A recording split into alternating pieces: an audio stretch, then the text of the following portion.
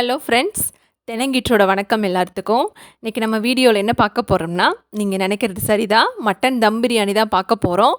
சின்ன சின்ன டிப்ஸோடு சொல்கிறேன், கண்டிப்பாக ஸ்கிப் பண்ணாமல் பாருங்கள். இடையில நான் மட்டன் பிரியாணிக்கு வந்து இன்றைக்கி 1/2 கிலோ மட்டன் எடுத்திருக்கேன். மட்டன் வந்து கொஞ்சம் முத்தலாக இருந்தால் பிரியாணிக்கு நல்ல டேஸ்ட்டு கொடுக்கும். 1/2 கிலோ மட்டனுக்கு வந்து நான் 400 கிராம் அரிசி எடுத்திருக்கேன் இன்றைக்கி. 1/2 கிலோ மட்டனுக்கு 1/2 கிலோ அரிசியும் போடலாம். சின்ன வெங்காயம் வந்து ஒரு 10 எடுத்துக்கிறேன், இந்த மாதிரி பேஸ்ட் பண்ணி.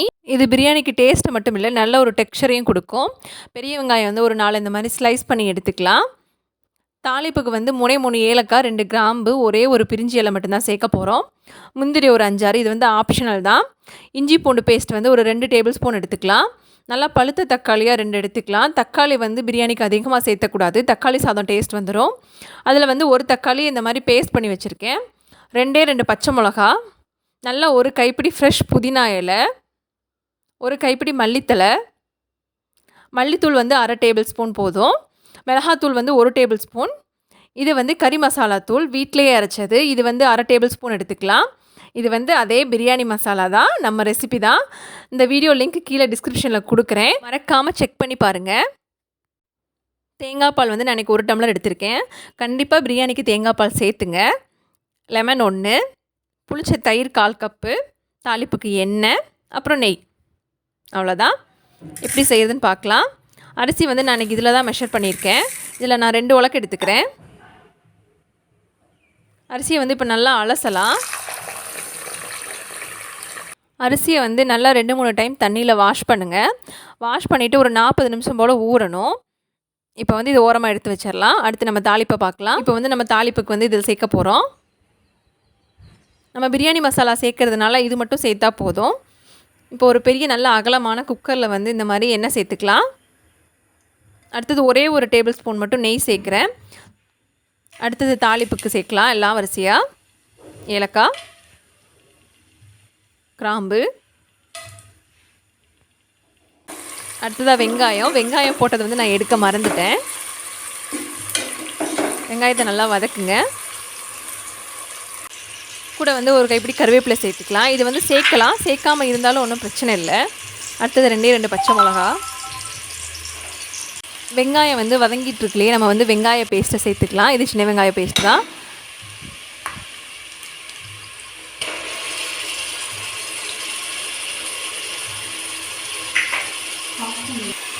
சேர்த்து நல்லா வதக்குங்க. வெங்காயத்தோட பச்சை வாசம் வந்து நல்லா போகணும். இப்போ வந்து ஓரளவுக்கு நல்லா வதங்கிருச்சு. அடுத்தது வந்து நம்ம இது கூட ஒரே ஒரு தக்காளி நறுக்கி வச்சுருக்கிறோம், அதை சேர்க்க போகிறோம். தக்காளி வந்து கண்டிப்பாக அதிகமாக சேர்த்துக்காதீங்க, தக்காளி சாதம் டேஸ்ட்டு தான் வரும் பிரியாணிக்கு.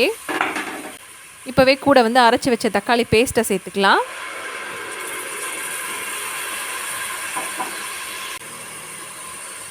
தக்காளி வந்து நல்லா குழஞ்சி வர்றதுக்காக கொஞ்சோண்டு உப்பு சேர்த்துக்கலாம். இது வந்து நல்லா எண்ணெய் பிரிஞ்சு வரணும். இப்போ ஓரளவுக்கு எண்ணெய் பிரிஞ்சு வந்துடுச்சு. இது கூட வந்து நம்ம அடுத்ததாக இஞ்சி பூண்டு பேஸ்ட்டு சேர்த்துக்கலாம். இஞ்சி பூண்டு பேஸ்ட் வந்து நான் இன்றைக்கி 2 டேபிள் ஸ்பூன் சேர்த்துருக்கேன். எப்போவுமே வந்து தக்காளி போட்டதுக்கப்புறம் தான் நான் வந்து இஞ்சி பூண்டு பேஸ்ட் வந்து சேர்ப்பேன். அந்த ஃப்ளேவர் வந்து கடைசி வரைக்கும் இருக்கும் பிரியாணியில். பிரியாணிக்கு மட்டும் இல்லை, மட்டன், சிக்கன் எல்லாத்துக்குமே பொதுவாக நான் தக்காளி சேர்த்ததுக்கப்புறம் தான் வந்து இஞ்சி பூண்டு பேஸ்ட்டை வந்து சேர்ப்பேன். இப்போ இது நல்லா வதங்கட்டும். நல்லா எண்ணெய் பிரிஞ்சு சுருண்டு வரணும், அப்போ தான் இது ரெடின்னு அர்த்தம்.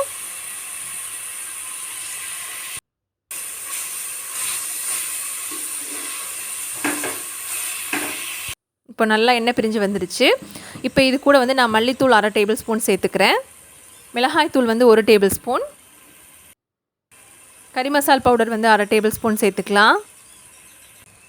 அடுத்தது வந்து பிரியாணி மசாலா தான். இந்த பிரியாணி மசாலா போட்ட உடனேவே உங்களுக்கு வந்து நல்ல பிரியாணி ஃப்ளேவர் கிடைக்கும்.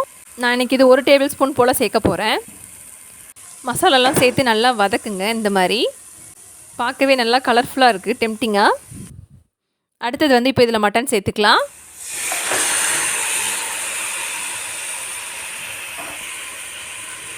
மட்டனை சேர்த்து நல்லா மசாலாவோட பெரட்டி விடுங்க. மட்டன் சேர்த்த உடனே எப்போவுமே தண்ணி சேர்த்துடாதீங்க. மட்டன் வந்து மசாலாவோட நல்லா திரண்டு வரணும். நல்லா மசாலா எல்லா இடத்துலையும் படுற மாதிரி திரட்டி விடுங்க. மட்டனை வந்து தனியாக வேக வச்சும் இது கூட சேர்க்கலாம். ஆனால் வந்து இது அந்தளவுக்கு ஃப்ளேவர் இருக்காது. அது இது வந்து நல்லா ஃப்ளேவராக இருக்கும். அதே மாதிரி கறியும் நல்லா ஜூஸியாக இருக்கும். பாதி புதினா இலை இதோட சேர்த்துக்கிறேன், பாதி மல்லி இலை. புதினாவும் மல்லி இலையும் மட்டன் கூட சேர்க்கறதுனால மட்டன்லேயும் நல்லா அந்த ஃப்ளேவர் இறங்கும். இப்போ வந்து கறி நல்லா திரண்டுருச்சு. இது கூட வந்து நம்ம தண்ணி சேர்த்துக்கலாம். இப்போது நான் வந்து கறி வேக வைக்கிறதுக்கு இன்றைக்கி வந்து 2 டம்ளர் தண்ணி சேர்த்துருக்கேன். இதை வந்து கணக்கில் வச்சுக்கோங்க. நம்ம அரிசி சேர்க்குறப்போ தண்ணி கம்மியாக சேர்த்துக்கலாம். அடுத்ததாக உப்பு. இது வந்து நான் மட்டன் வேகிறதுக்கு மட்டும் சேர்க்குறேன். இப்போ கொதி வந்துடுச்சு. இப்போ மூடி போட்டு விசில் விடலாம். நான் இன்றைக்கி வந்து ஒரு 4 விசில் விட்டுருக்கேன் மட்டன் வந்து. அடுத்ததாக வந்து நம்ம அரிசியை வந்து வறுத்து எடுக்க போகிறோம் நெய்யில். நான் இதுக்கு வந்து ஒரு 2 டேபிள் ஸ்பூன் நெய் சேர்த்துக்கிறேன்.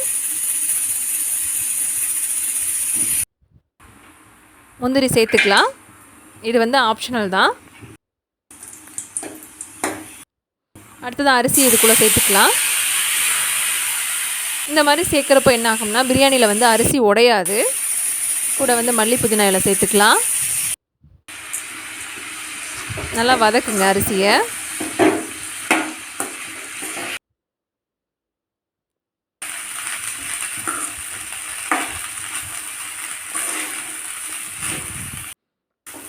அரிசி வந்து இந்த மாதிரி ஓரளவுக்கு ட்ரையாக வரணும். விசில் ஆறிடுச்சு. இப்போ வந்து மட்டனை ஓப்பன் பண்ணி பார்க்கலாம். நல்லா மேலால் எண்ணெய் பிரிஞ்சு வந்திருக்கு. மட்டன் வந்து 3/4 வேக்காடு தான் வெந்திருக்கு. இதில் மீதி வந்து நம்ம தம் போடுறதுல வந்து வெந்துடும். இப்போ வந்து நம்ம இதில் அரிசியை சேர்த்துக்கலாம். அரிசியை சேர்த்து நல்லா கிளறி விடுங்க. நான் வந்து இதுக்கு வந்து மஞ்சத்தூள் சேர்க்கலை இன்றைக்கி பிரியாணிக்கு.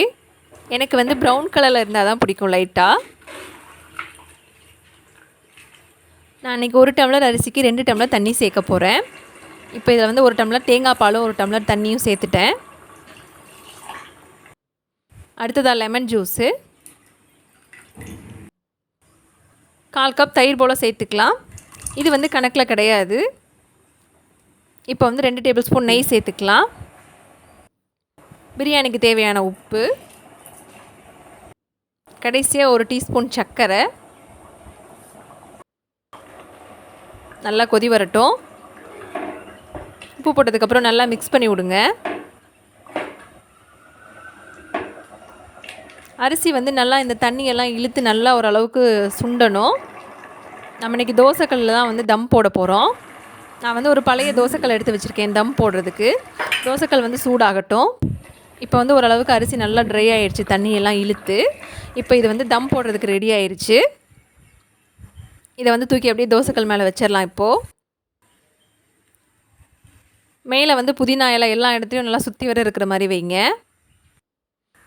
அடுத்ததாக மல்லித்தலை சேர்த்துக்கலாம். கடைசியாக நெய்யை வந்து சுற்றி வர சேருங்க.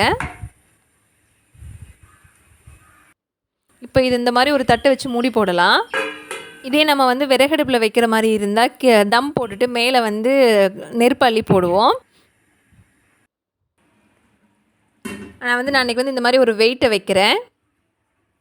வெயிட் வச்சா தான் வந்து சுற்றி வர வந்து காற்று போகாது. காற்று போச்சுன்னா சப்போஸ் உங்களுக்கு பிரியாணி வேகாது தம்மில். இப்போ வந்து அடுப்பு வந்து ஒரு 40 நிமிஷம் போல் சிம்மில் இருக்கட்டும்.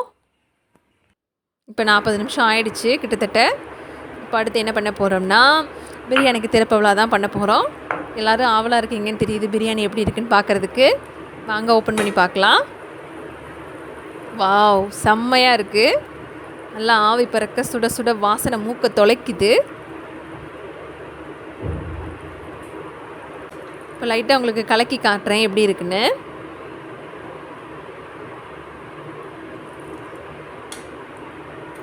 ஓரத்துலேருந்து மெதுவாக கலக்கி எடுங்க. நம்ம வந்து அரிசியை வறுத்துட்டதுனால அரிசி வந்து உடையவே உடையாது. கலக்கி எடுத்ததுக்கப்புறம் இப்படி தான் இருக்குது. நல்ல தலவாழை இடையில சூடான பிரியாணியை போட்டு கூட வந்து ரைத்தாவை வச்சு சாப்பிட்றப்போ அதோட ருசியே தனி. ஸ்பெஷல் மட்டன் தம் பிரியாணி இது உங்களுக்காக. கண்டிப்பாக இந்த ரெசிபியை ட்ரை பண்ணுங்கள் உங்கள் வீட்டில் இதே மெத்தடில். கண்டிப்பாக இது எல்லாத்துக்கும் இந்த வீடியோ உங்களுக்கு பிடிக்கும்னு நினைக்கிறேன். ரெசிபியை ட்ரை பண்ணிவிட்டு கமெண்ட்ஸை சொல்லுங்கள். நம்ம சேனலுக்கு சப்ஸ்கிரைப் பண்ண மறக்காதீங்க. தேங்க்யூ ஃபார் வாட்சிங்.